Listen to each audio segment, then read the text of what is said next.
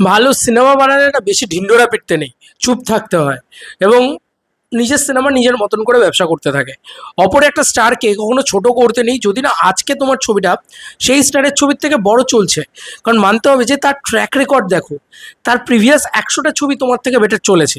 দীর্ঘদিন ধরে শাকিব খান এই রাজত্বটা করেছে, কিন্তু শাকিব খান কিন্তু কখনো কাউকে ছোট করে বড় হয়নি, এবং এইটা কিন্তু মাথায় সর্বক্ষণ রাখা উচিত।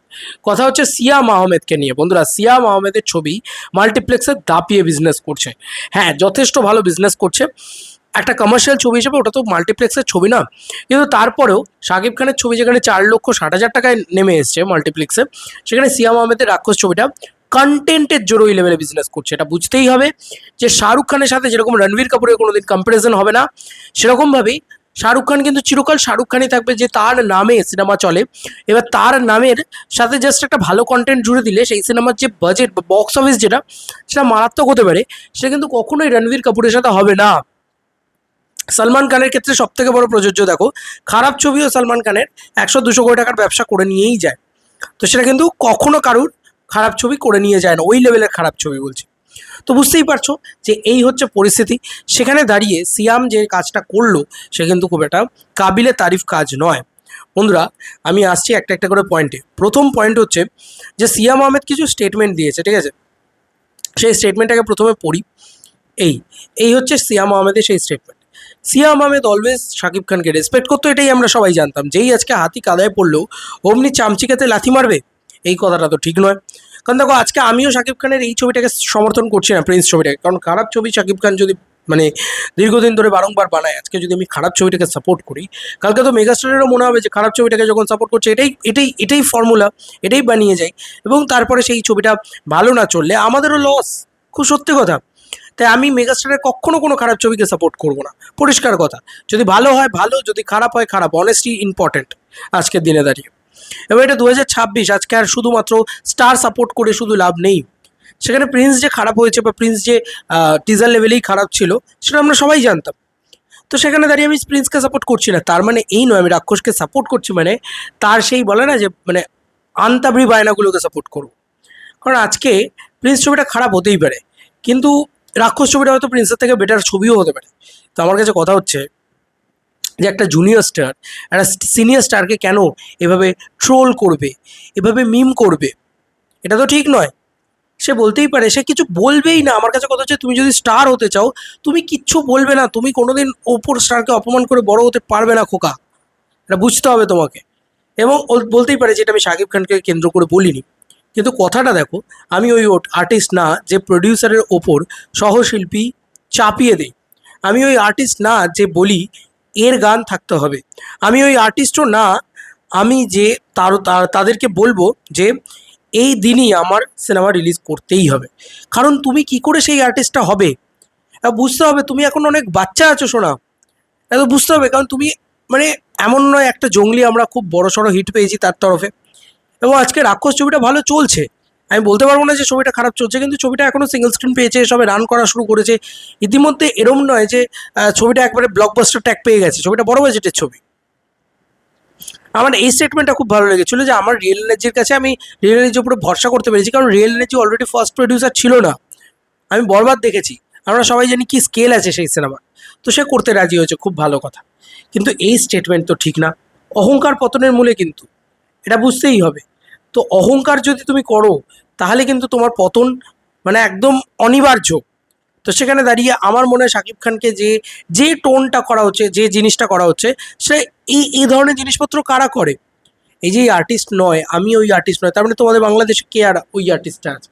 এবার যদি শাকিব খান এগুলো করেও থাকে, যে এর আইটেম সং থাকতে হবে, বা এই নায়িকা থাকতে হবে, ওই গান রাখতে হবে, ওই টাইমে রিলিজ করতে হবে, এই কথাগুলো যদি মেগাস্টার বলেও থাকে, তাহলে মেগাস্টারকে সেটা মানায়, কারণ মেগাস্টার বক্স অফিস দেয়, তাই না?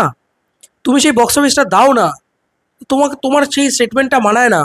তো তোমার চুপচাপ থাকা উচিত। ইতিমধ্যে আগে নিজেকে সেই মেগাস্টারের লেভেলটা নিয়ে যাও, তারপরেও আমার মনে হয় সেই কথা বলা উচিত। আজকে শাহরুখকে দেখে শেখো, শাহরুখ কাউকে ছোট করে না। ইমেজ ইম্পর্টেন্ট বাবা।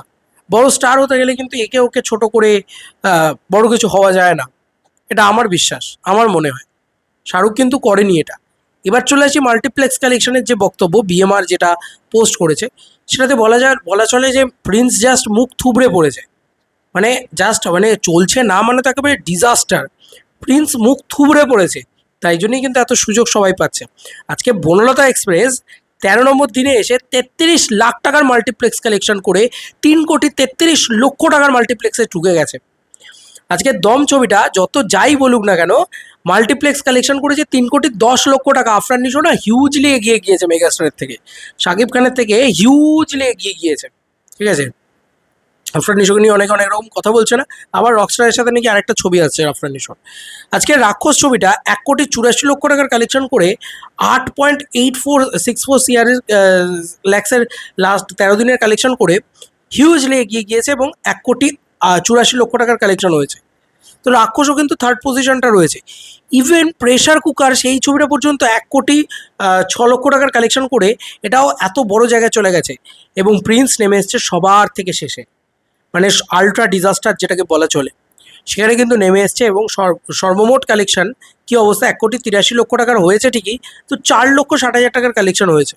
তো মেগাস্টারের পরিস্থিতি সব থেকে খারাপ হয়েছে এই ঈদে, এটা নিয়ে কোনো সন্দেহ নেই। মাল্টিপ্লেক্সে মুখ থুবড়ে পড়েছে প্রিন্স, এবং সিঙ্গল স্ক্রিনেও যে হিউজ ব্যবসা করছে, যদি করতো তাহলে সিঙ্গল স্ক্রিন মালিকগুলো কেন এসে প্রডিউসারের উপরে ওরকম চাউর হলো?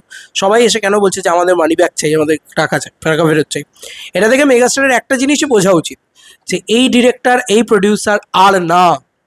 এবং এরকম ধরনের মানে একেবারে জঘন্য, একেবারে কি বলবো, মানে মানে আমার খারাপ কথা বলতে ইচ্ছে করে না, তো আমি বারবারই বলতে চাই যে একেবারে এরকম যে ডিরেক্টরের কোনো স্কিল নেই, যে প্রডিউসারের কোনো স্কিল নেই, তাদের আর নয়।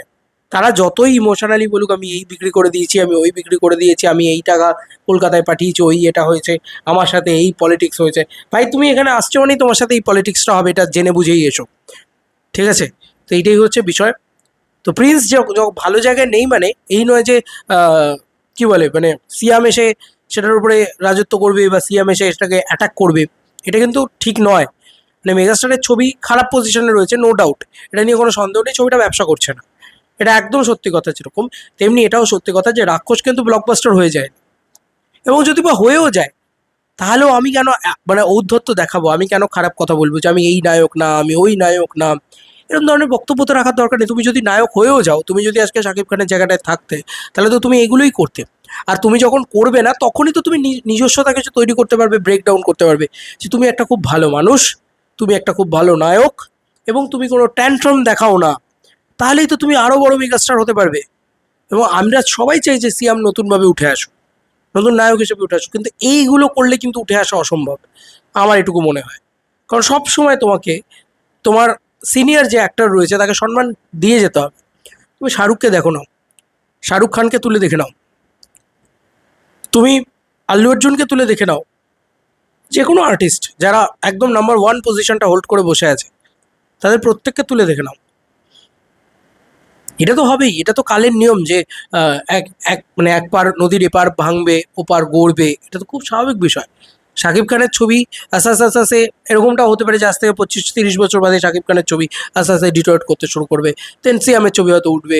বাট নিশো তো অনেক এজেড লোক, নায়ক নয় সো কল্ড, ধরো আরিফিন শুভর ছবি উঠবে, এরকমভাবেই তো হবে, এটা তো খুব স্বাভাবিক বিষয়।